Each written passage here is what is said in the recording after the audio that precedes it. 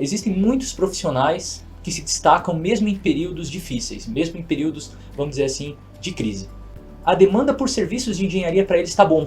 Então, qual é a explicação de para algumas pessoas está tão difícil e para outras pessoas está tão bom? Olá pessoal, o meu nome é Marcelo Marasquim, eu sou economista, especialista em marketing e coordenador de marketing na AutoQI há mais de 13 anos. E nessa trajetória de AutoQI, uma coisa que eu faço sempre, é conversar com os nossos clientes e também com profissionais que estão ingressando na área. Justamente porque eu entendo que o marketing, o marketing correto, ele vai muito da percepção das pessoas. Então, essas pessoas buscaram diferenciação, seja através de compatibilização de projetos, seja através de BIM ou outros diferenciais competitivos. Marketing, essas pessoas entenderam que o marketing se modifica todos os dias e elas acabaram trabalhando e conhecendo esses novos canais. Então, a partir desses novos canais, essas pessoas acabam sendo conhecidas, se tornando referência, e aí quando tem um serviço, quem é procurado? Justamente essas pessoas. Então, você já parou para pensar como as pessoas encontram os teus serviços? É uma pergunta que para alguns pode ser fácil, para outros pode ser difícil, mas para pensar. Hoje em dia, com o advento tecnológico, com ferramentas de busca, com redes sociais altamente engajadas, você concorda que qualquer pessoa que tenha qualquer necessidade de serviços de engenharia, ela consegue encontrar tudo que ela precisa? Ela consegue encontrar o serviço e o prestador de serviço que ela precisa? Muitas vezes basta ela dar um Google. Além disso, existe toda aquela questão de relacionamento, de networking, de tudo mais que eu pessoalmente não vou falar nessa palestra, mas pensa o seguinte, quando a pessoa procura por projeto estrutural, você está lá? Quando ela procura por projeto estrutural na tua cidade, em Pato Branco, em São Paulo, em Francisco Beltrão, você está lá? Então, eu acho que a gente vai falar aqui justamente disso, A importância de você aparecer para elas no momento certo. E aí vem a questão, qual é o momento certo? O momento certo que você deseja ser encontrado, que você acha certo ser encontrado, é quando a pessoa já tem uma necessidade.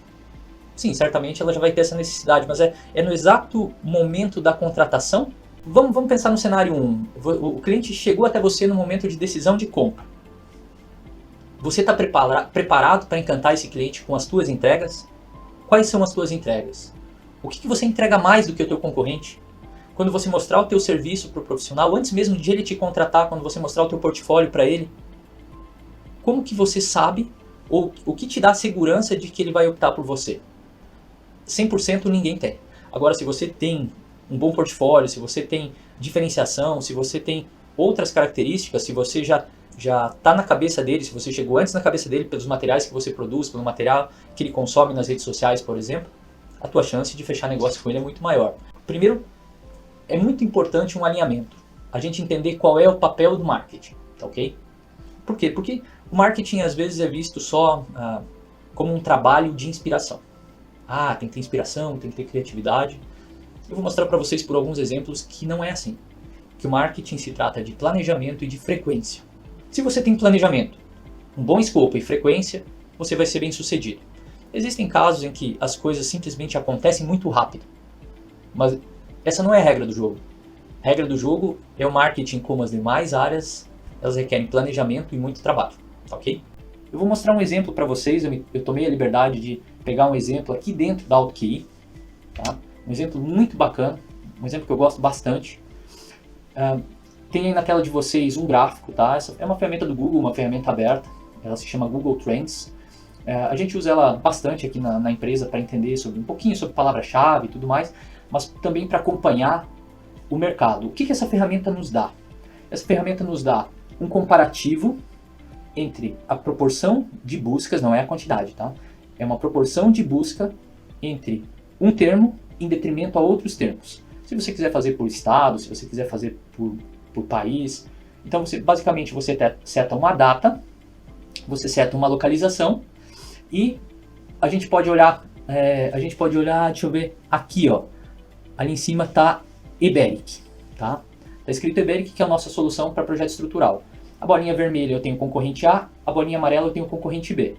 Eu não vou explicar muito um gráfico para o engenheiro, mas assim, o que me chama a atenção nesse gráfico é o seguinte. Eu entrei para a AutoQI em 2010, em março de 2010, e a minha visão era a visão de marketing digital, de a gente trabalhar muito forte marketing digital. E se vocês perceberem, a gente, até meados de 2012, a gente tinha um empate técnico na quantidade de buscas. Isso aqui reflete a quantidade de buscas. As pessoas vão lá no Google e digitam lá Eberic, as pessoas vão no Google e digitam o nosso concorrente A, e vão no Google e digitam o nosso concorrente B. Vocês olhem que a partir de 2012, a linha azul, ela começou a se deslocar no gráfico, e ela começou a crescer, crescer, crescer, crescer, crescer. As outras cresceram? Cresceram, naturalmente cresceram. Agora, lá em 2010, quando a gente, aqui na AutoQI, começou a pensar em planejamento de marketing digital, naturalmente a gente fez o quê? Um cronograma, uma série de ações e tudo mais. E a gente começou a implantar em 2010. Janeiro, fevereiro, março, e na verdade eu entrei em fevereiro, março, abril, maio, junho, julho. Fez isso durante 2011 inteiro. Fez isso durante 2012 inteiro.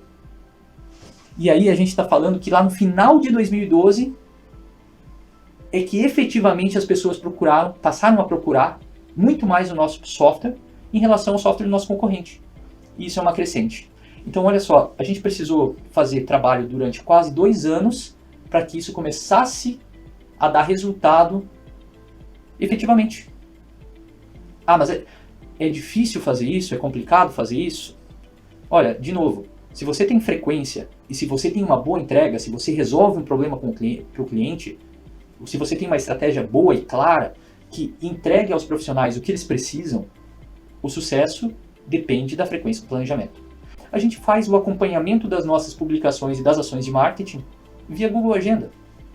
Por que você que quer começar a atuar nas redes sociais, que para e pensa um planejamento, por que você não pode usar a agenda para você definir exatamente quando você vai fazer? É assim que a gente faz aqui. E olha, dá super certo. A gente está trabalhando com a agenda do Google há uns 4 ou 5 anos. Todos os dias eu chego ali, eu sei exatamente o que fazer. Os profissionais do marketing chegam ali, sabem exatamente quando sai, por que sai, qual é o objetivo daquela ação, o que a gente espera com aquilo, qual dor ou qual necessidade aquilo vai tocar para o nosso cliente. Então, nem sempre a gente acerta. Mas uma coisa a gente faz, e eu recomendo que vocês façam, se vocês querem utilizar esses novos canais, se vocês querem começar a trabalhar mais marketing para a empresa de vocês, se você está começando no trabalho. Pensa no planejamento de conteúdo, acompanhe esse planejamento de conteúdo, tenha frequência na publicação, responda ou procure responder todo mundo que te questiona, não se abale com crítica, isso é absolutamente normal. Críticas são normais, você tem que entender o que você errou quando as pessoas te criticam para você ser melhor. Agora, pessoal, vamos falar um pouquinho sobre a sua proposta de valor. Bom, eu acho que antes tem um entendimento do que é efetivamente a proposta de valor. A proposta de valor é a promessa que você vai entregar para o seu cliente, tá? E basicamente ela determina por que o cliente deveria comprar o seu produto ou o seu serviço em detrimento ao produto e serviço do seu concorrente. Bom, vamos pensar que são pessoas que querem construir casas, então em que momento que eles chegam no engenheiro? Bom, eles chegam no engenheiro no momento que eles têm projeto arquitetônico feito. Ok, como é que eles chegam no engenheiro? Me parece que geralmente o arquiteto tem um grande poder de influência e de recomendação sobre o engenheiro. Vocês podem concordar ou não concordar muito com isso, mas me parece que foi o pensamento que eles tiveram. E aí o que eles fizeram? Eles começaram e voltaram as ações de marketing deles para arquitetos do Brasil inteiro. Hoje, com a comunicação e tudo mais, a gente não tem mais limitação. Primeiro foi pensado na proposta de valor, quais são os meus diferenciais, o que torna o meu produto único. Então, eu entrego tudo compatibilizado, eu resolvo um grande problema na obra para o cliente. Foi pensado no nicho, né, com o que eu vou trabalhar, residência de médio e alto padrão. Depois foi pensado no qual é a persona, para quem que eu tenho que produzir material, quem que eu tenho que impactar, quem que eu tenho que mostrar que eu tenho entrega. Arquitetos. As suas entregas, quais são? Você surpreende o cliente? Eu acho que o cliente vai lá e espera a mesma coisa de você, ou você procura sempre surpreender e levar um pouco mais para ele? Eu sei que é um pouco diferente, mas a gente participa anualmente da FEICOM, a gente AutoQI, a gente vai para a FEICOM, que é a Feira Internacional da Construção, que acontece em São Paulo, e eu, enquanto coordenador de marketing, eu sempre penso o seguinte: no evento a gente tem que levar uma grande inovação. Uma por ano. Um ano é TV Touch, a outra é VR, e por aí vai. A gente sempre tem que procurar estar à frente. A gente sempre tem que procurar mostrar para o mercado que a gente pode fazer melhor e que eles podem fazer melhor. E principalmente sem grande investimento. Aqui a gente tem um detalhamento. O que a gente tem de errado nesse detalhamento? Ele é só um recorte de um detalhamento que eu peguei de um material mais antigo aqui da OK. Ele é um bom detalhamento, ele está correto, ele está até certo modo compreensível, né? Principalmente para a gente que está fazendo, mas ele está cru. Não sei se você concorda, mas olhando ele está um detalhamento cru. Mas é isso que você entrega para o seu cliente? Esse é um outro detalhamento. Ele podia ser igual ao primeiro. Aqui teve esmero, aqui teve cuidado. Aqui talvez teve 15 minutos ou 20 minutos a mais sentado na frente do computador. Mesmo assim ele tem coisinhas para se arrumar. Você pode até falar, mas tem uma linha lá que está cortando a tabela e etc. Agora, se você fosse o contratante, você queria esse ou você queria esse? Aqui na mesma tela eu tenho dois 3Ds. Eu sei que funcionava muito assim, o profissional ia até o escritório do cliente, o cliente ia até o escritório do profissional, o profissional abria lá o 3D e mostrava o 3D, esse 3D amarelo, que é o 3D cru, vindo do Eberic, né? E aí eles conversavam sobre o projeto a partir disso, sentado um do lado do outro, ou projetado numa TV lá, com a tela compartilhada numa TV. Agora, aqui embaixo, a gente tem uma outra entrega. Por que você não entrega para o cliente um 3D que ele possa navegar, bonito, que você cuidou da luz, que você cuidou da representação? Será que isso não é diferencial para o cliente? Uma pergunta para vocês. Tu gostaria de receber aquele projeto lá de cima, aquele amarelo lá, ou esse aqui que está atrás de mim? A gente inicialmente precisa entender que um bom planejamento estratégico exige uma excelente análise de cenário. Por quê? Porque quando a gente olha para o cenário de macroambiente, de microambiente, tá? A gente passa a entender se o teu produto ou serviço ele tem espaço. Se o cenário está se moldando de alguma maneira, que o teu produto ou serviço tem continuidade. E aqui não existe uma fórmula a respeito de concorrência, tá? Então, muitos profissionais, quando falam de concorrência, o que para eles importa? Preço. Quanto que ele está cobrando preço? Peraí, a gente não é commodity. O trabalho que vocês entregam não é commodity. Eu não sou um posto de combustível que aqui a gasolina está R$4 e aqui está R$3,89 e aí forma fila no R$3,89. Vocês entregam um diferencial. Isso aqui é gasolina, isso aqui é gasolina. Vocês não, vocês entregam diferenciais, vocês têm diferenciais de entrega, vocês têm diferenciais de resultado. Então, pensa no teu concorrente não só sobre o aspecto de preço, não estou falando que ele não é importante, ele é. Ok? Quem são eles? Então, de novo, dentro do meu cenário, tá? Eu moro no interior do Paraná, numa cidadezinha chamada Pato Branco. Okay? A cidade tem 80 mil habitantes. Quais são os escritórios de projeto lá de Pato Branco? Bom, eu tenho que saber quem eles são. Quanto eles cobram? Eu preciso saber quanto eles cobram por tipo de obra, por metro quadrado e tudo mais. Eu tenho que saber o que eles entregam. Eles entregam o projeto compatibilizado? De acordo com a metodologia BIM? Ou não? Eles entregam 2D? Eles entregam essa prancha aqui, com esse padrão de detalhamento? Eles fazem uma imersão do cliente? Eles levam VR? Como é que é o 3D que eles entregam? Como que eles tangibilizam o trabalho para o cliente? Se pergunte sobre isso. Monta uma tabelinha no Excel. Coloca lá, concorrente A, B, C, D, E, F. Faz projeto estrutural, elétrico, sanitário, incêndio, gás, sim, não. Outra tabelinha embaixo. Com relação ao projeto hidrossanitário, preço do fulano A, B, C, D, E, quanto que eles cobram? O que eles entregam do ponto de vista de 3D? A entrega simples, detalhado, ultra detalhado, imersão. E a partir disso você consegue entender o que você poderia melhorar e entregar mais para você surpreender o teu cliente. Não esqueça, você sempre tem que surpreender ele. Então a pergunta é, será que se trata só de preço? Não, não se trata só de preço. Preço é importante, mas não é o fator determinante. O que é importante a gente ver, né, do ponto de vista da matriz SWOT? A construção da matriz SWOT, basicamente, ela é dividida em duas partes. Na verdade, elas são 4 quadrantes, mas você pode dividir ela entre o mercado e fatores internos. Então, ela é uma etapa bastante importante do diagnóstico do plano de marketing, tá? E ela tem por objetivo identificar claramente os pontos fortes e os pontos fracos. Isso são fatores referentes à empresa. Então, quando eu olho ali ambiente interno, já diz tudo, né? Pontos fortes e pontos fracos. Então, ok? E aí eu passo a olhar para o ambiente externo à empresa. E aí eu vejo riscos e ameaças e eu vejo oportunidades, tá? Então, basicamente, como que a gente sempre conduz isso aqui dentro da empresa? Às vezes a empresa é só você, às vezes é você mais um sócio, mas basicamente a gente pensa em post-it e nada está errado por enquanto. A gente gruda os post-its, quais são os fatores positivos, quais são as forças que eu tenho. Agora vamos pensar internamente, quais são as forças? Eu tenho isso, eu tenho isso, eu tenho aquilo outro, eu vou grudando os post-its lá. Isso torna visual algo que às vezes para você como é que eu vou te falar? É algo que está só na tua cabeça. E muitas vezes ele fica esquecido. Então quando você tem isso mapeado e documentado, quando você está trabalhando no planejamento ou nas tuas ações do dia a dia, você busca essa referência de material e você tem de uma maneira visual e te relembra vários pontos que para ti são positivos, são negativos, que são riscos e que são oportunidades do ponto de vista do mercado. Então, a matriz SWOT é bem bacana porque ela faz você pensar, né? Ela é uma etapa de diagnóstico do teu plano de marketing e ela faz você pensar sobre você e sobre o mercado um pouquinho também. O que é importante de você ter meta e objetivo? Eu coloquei uma frase aqui: se você não sabe para onde você quer ir, qualquer caminho lhe servirá. Então, seja bem claro e específico naquilo que você quer. Se você entender exatamente o que você quer, fica mais fácil de você criar objetivo, tá bom? Você vai falar, mas você vai propor então um objetivo de médio, um de curto e um de longo prazo.